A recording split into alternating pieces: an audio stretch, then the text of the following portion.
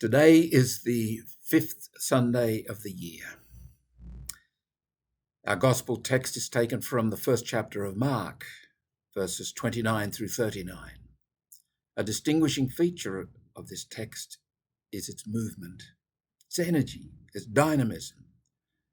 There's something happening. At the center of the dynamism and what is happening is a young man from a backwater Palestinian town. His name is Jesus. He's burst onto the scene, if you like, creating a lot of attention with what he's saying and what he's doing.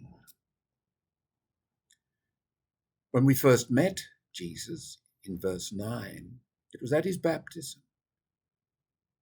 Ever since that, in the few verses, the 20 verses that have followed, it's been very obvious that this man has something on his heart. This man has something on his mind. There's great intent. He calls for disciples to join him in this. They do. But as we find out later, they don't really understand what it is that he's on about, what the busyness is all about. But they join him anyway, and you've got to give them full marks for that. He cures the sick. He casts out demons. He goes into synagogues, proclaims his message. What is his message? Why is he so busy? What's he on about? What's on his heart?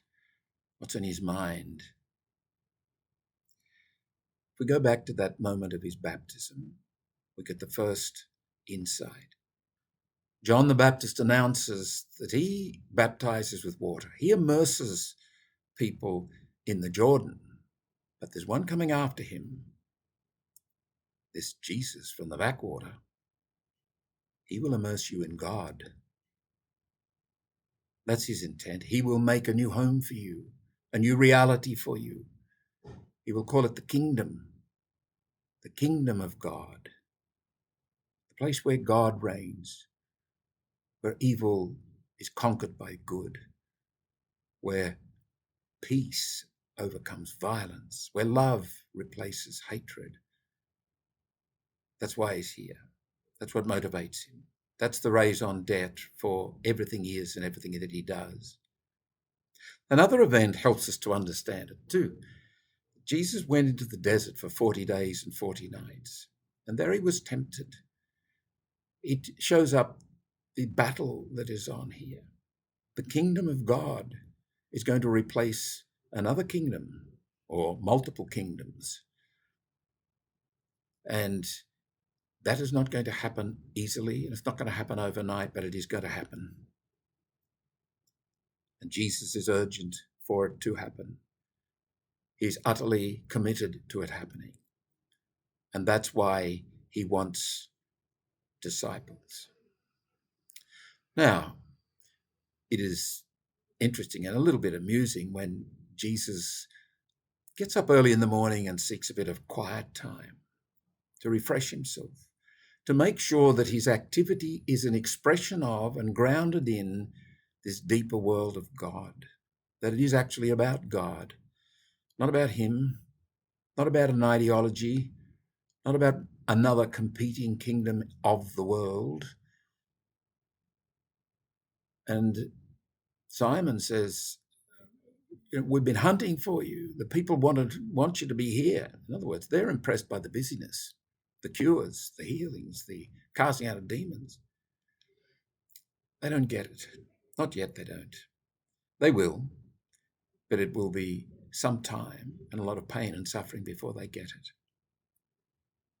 They will learn that the healings, the casting out of demons, the words Jesus speaks, in fact, Jesus himself is a harbinger or an intimator of the world of God, the kingdom of God. That is a reality into which we are invited.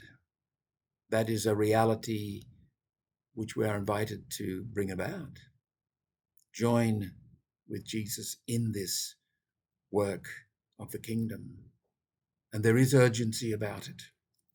When we when we encounter the risen Lord and get some taste of him and his work, his mission, his energy, his dynamism, we too will come to be like him.